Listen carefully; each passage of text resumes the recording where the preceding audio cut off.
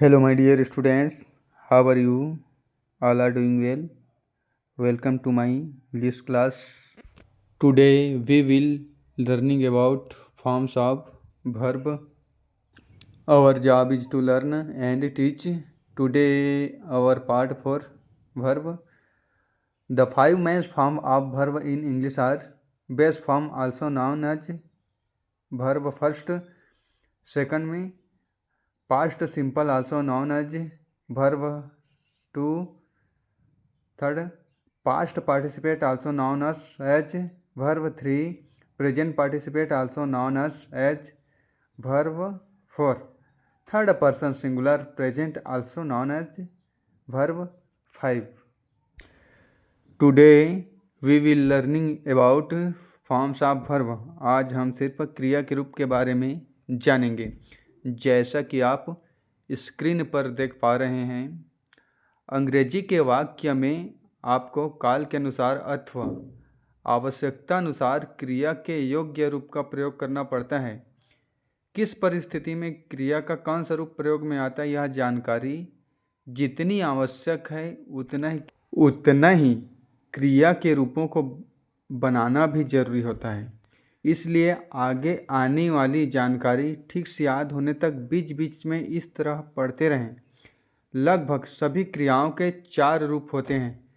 पहला रूप होता है, दूसरा रूप होता है, तीसरा रूप होता है और चौथा रूप होता है। जैसा कि मैं पीछे स्क्रीन पर 5 रूपों के बारे में बताया, लेकिन अधिकतर हम 4 रूपों के बारे में जानते हैं। जैसा स्क्रीन पर देख रहे हैं, किसी भी क्रिया का चौथा रूप बनाना सबसे आसान होता है। क्रिया को सिर्फ उसके अंतिम अक्षर होता है उसमें ING लगाइए और चौथा रूप पाइए और बनाइए। और चौथा रूप जैसे कि गो, उसके साथ गो के साथ ING जोड़ दिया गया है यहाँ स्क्रीन पर। यह वर्ब का चौथा रूप है। रीड के साथ रीडिंग लग गया है, उसके भी अक्षर के अंत में ING का प्रयोग हुआ है और यहाँ पर रीड का रीडिंग हो जाता है। यहाँ पर फर्स्ट फॉर्म फ्लो है, फ्लो के अंतिम अक्षर में ING का प्रयोग कर दिया गया है, जिसका फ्लो को हम फ्लोइंग कहते हैं।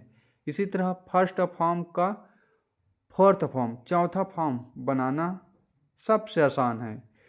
सिर्फ इतना ध्यान रहे कि कभी भी ING लगाते वक्त स्पेलिंग में थोड़ा सा परिवर्तन होता है। जैसा कि क्रिया के अंत में ई हो तो ई निकाल कर ING लगाते हैं।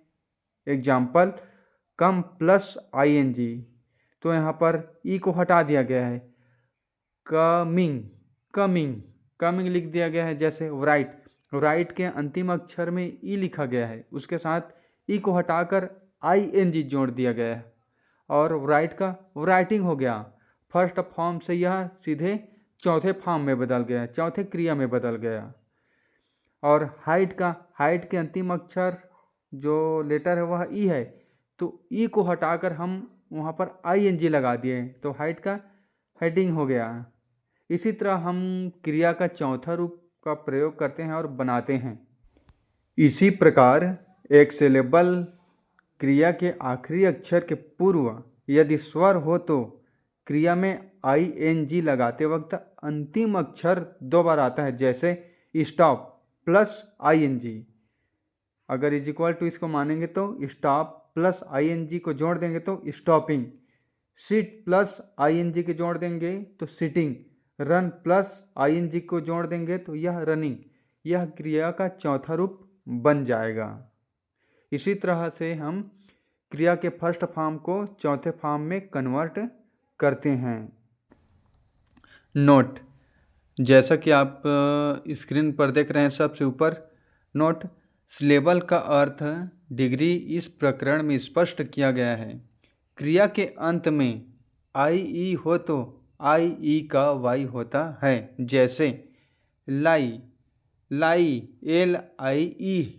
LIE है, इसके अंतिम अक्षर ई है, प्लस इसमें ING जोड़ना है तो यहाँ पर क्या होगा, I और E इसके जगह में क्या हो जाएगा, Y का प्रयोग होगा। जैसे लाई प्लस ING, तो यहाँ पर I और E हटाकर वाई को जोड़ दिया गया है और आई एन जी का प्रयोग किया गया है, तो यहाँ पर लाई का लाइंग हो गया जी। ठीक उसी प्रकार डाई है, DIE, तो यहाँ पर DI के आगे में आई और ई को हटाकर ING प्रयोग करना है, तो आई और ई के जगह में वाई का प्रयोग करके डाई प्लस ING, तो यहाँ पर डाइंग हो जाएगा। यह क्रिया का चौथा रूप है। और एक बात, क्रिया के अंत में वाई होने पर ING लगाते समय वाई को नहीं हटाया जाता, सिर्फ ING लगाया जाता है। जैसे ट्राई प्लस ING, अगर ट्राई में ING का प्रयोग करना है, तो यह ट्राइंग हो जाएगा। स्टडी के अंतिम अक्षर वाई है, तो इसमें ING का प्रयोग करना है, तो यहाँ पर वाई को न हटाकर किसमें सीधा ING जोड़ेंगे, तो स्टडी प्लस ING का पूर्ण रूप हो जाएगा स्टडिंग। वरी प्लस ING में यह वरिंग हो जाएगा। और इसी तरह से कैरी प्लस ING का प्रयोग करेंगे। कैरी में जब ING का प्रयोग करते हैं तो वायु को न हटाकर किसके साथ ING जोड़ते हैं और यह कैरिंग हो जाएगा। इसी तरह से हम क्रिया का चौथा रूप आसानी से ING का प्रयोग करके बना सकते हैं। अब देखते हैं, अब क्रिया के पहले रूप से दूसरा और तीसरा रूप कैसे बनता है यह देखेंगे। फर्स्ट, आप स्क्रीन पर देख पा रहे हैं फर्स्ट लाइन। क्रिया के पहले रूप से दूसरा रूप बनाने के लिए पहले रूप में ED यह प्रत्यय लगाया जाता है, और दूसरा और तीसरा रूप बनाना इतना आसान है। देखिए, वर्ब का first form start, second form started, third form started, और इसके अंतिम अक्षर में सिर्फ ED का प्रयोग किया गया है। और देखते हैं सेकंड वर्ब फिनिश का सेकंड फॉर्म फिनिश्ड और थर्ड फॉर्म फिनिश्ड। ओपन का सेकंड फॉर्म ओपनड और थर्ड फॉर्म ओपनड। जैसा कि आप स्क्रीन पर देख पा रहे हैं, यहाँ पर वाश है, वर्ब का फर्स्ट फॉर्म वाश है, वाश का सेकंड फॉर्म वाश्ड और इसका थर्ड फॉर्म वाश्ड। सिर्फ ED का प्रयोग करके हम इसके दूसरा और तीसरा रूप आसानी से बना सकते हैं। यहाँ पर फर्स्ट फॉर्म है रैन, सेकंड फॉर्म है रैंड, थर्ड फॉर्म है रैंड, और नीचे में आते हैं तो पिक के अंतिम अक्षर में ED का प्रयोग करेंगे। पिक का सेकंड फॉर्म पिक्ड और थर्ड फॉर्म पिक्ड। और यहाँ पर देख पा रहे हैं सेकंड लाइन में क्रिया के पहले रूप के अंत में ई हो तो दूसरा व तीसरा रूप बनाते वक्त D भी लगाया जाता है। जैसे क्रिया का फर्स्ट फॉर्म लाइक है, लाइक के आगे में हम ई का प्रयोग, ई है यदि तो उसके अंतिम अक्षर में D लगा देते हैं, तो वह सेकंड और थर्ड फॉर्म हो जाता है। जैसे लाइक फर्स्ट फॉर्म है और सेकंड फॉर्म लाइक्ड, और यहाँ पर थर्ड फॉर्म लाइक्ड। और यहाँ पर टायर के अंतिम अक्षर में हम D प्रयोग करेंगे, तो टायर फर्स्ट फॉर्म है और सेकंड फॉर्म टायर्ड, और यहाँ पर थर्ड फॉर्म टायर्ड। और यहाँ पर आगे चलते हैं तो चेंज के अंतिम अक्षर मी है, तो यह फर्स्ट फॉर्म है चेंज, और सेकंड फॉर्म में इसको कन्वर्ट करेंगे तो यह चेंज जो है चेंज्ड हो जाएगा। चेंज्ड ED का प्रयोग किए हैं, ई के आगे D, और थर्ड फॉर्म में भी चेंज्ड हो जाएगा। और यहाँ पर और देखते हैं, फर्स्ट फॉर्म में लव है, लव के आगे ई अक्षर अंतिम अक्षर है, तो ई के आगे हम D लगाते हैं, तो सेकंड फॉर्म में लव्ड हो जाएगा। और थर्ड फॉर्म में भी D का प्रयोग करेंगे तो यह लव का लव्ड हो जाएगा। तो इसी तरह से फर्स्ट फॉर्म से सेकंड और थर्ड फॉर्म हम आसानी से बना सकते हैं। अब तीसरे लाइन में आप देख रहे हैं, क्रिया के अंत में यदि वाई हो तो वाई का आई करके फिर ED लगाया जाता है। कैसे लगाया जाता है, तो क्रिया का फर्स्ट फॉर्म ट्राई है, अब ट्राई को हम सेकंड और थर्ड फॉर्म में कन्वर्ट करेंगे, तो हम यहाँ पर वाई को हटाएंगे और वाई के जगह में आई डालेंगे, और आई के आगे में हम ईडी का प्रयोग करेंगे। तो ईडी का प्रयोग करते हैं तो वह सेकंड फॉर्म और थर्ड फॉर्म आसानी से बन जाते हैं। जैसे वर्ब का फर्स्ट फॉर्म ट्राई है, तो ट्राई का सेकंड फॉर्म ट्राइड और इसका थर्ड फॉर्म ट्राइड हो जाएगा। सिर्फ आई ई डी का प्रयोग किए हैं। और यहाँ पर क्राई, क्राई का सेकंड फॉर्म क्राइड और यहाँ पर थर्ड फॉर्म क्राइड। और यहाँ पर स्टडी के अंतिम अक्षर में भी वाई लगा हुआ है, तो वाई की जगह में हम आई का प्रयोग करेंगे और ई डी का प्रयोग करेंगे।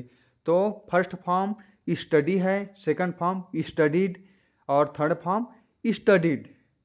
और इसी तरह से कैरी भी फर्स्ट फॉर्म है और कैरी के आगे अंतिम अक्षर में भी वाई लगा है, तो वाई के जगह में हम आई का प्रयोग करेंगे और अंतिम अक्षर में ईडी का प्रयोग में लाएंगे। ईडी का प्रयोग में लाते हैं तो यह ऑटोमेटिक सेकंड फॉर्म और थर्ड फॉर्म में कन्वर्ट हो जाता है। जैसे कैरी, कैरी का कैरिड और थर्ड फॉर्म भी कैरिड है। लेकिन वाई को पूर्व यदि स्वर हो, जैसे ए ई आई ओ यू हो, तो सिर्फ ईडी लगेगा। जैसे प्ले तो प्लेड, प्लेड। और फर्स्ट फॉर्म ओबे है तो second form obeyed, third form obeyed. और इसी तरह से चौथे नंबर का पॉइंट, क्रिया के पहले रूप के अंतिम अक्षर के पूर्व यदि स्वर हो, ध्यान दें, एक स्वर तो उसका दूसरा व तीसरा रूप करते वक्त अंतिम अक्षर की पुनरावृत्ति कर ईडी लगाते हैं। जैसे फर्स्ट फॉर्म स्टॉप है तो उसका क्या लगाएंगे, ईडी का प्रयोग करेंगे तो वह सेकंड फॉर्म में स्टॉप्ड और थर्ड फॉर्म स्टॉप्ड हो जाएगा। और यहाँ पर रब, रॉब जो है फर्स्ट फॉर्म है तो इसका सेकंड फॉर्म रॉब्ड हो जाएगा, थर्ड फॉर्म भी रॉब्ड हो जाएगा। लेकिन कुक में cooked, third form cooked. Cook में अंतिम अक्षर के पूर्व दो स्वर हैं, इसीलिए इस तरह से हम वर्ब के फर्स्ट फॉर्म से सेकंड फॉर्म, थर्ड फॉर्म और फोर्थ फॉर्म आसानी से I N G, E D यह सब प्रयोग करके हम चौथे और दूसरे और तीसरे रूप को आसानी से समझ सकते हैं। और अगला दिन मैं अनियमित क्रियाओं के बारे में बताऊंगा। अनेक प्रकार के क्रियाओं के बारे में, क्रिया के पहला रूप, दूसरा रूप और तीसरा रूप, बहुत सारे चीज़ों के बारे में बताऊंगा। तो इसको आप एक कॉपी में नोट करते जाइए ताकि आपको आगे समझने में आसानी हो। Thank you for watching my video.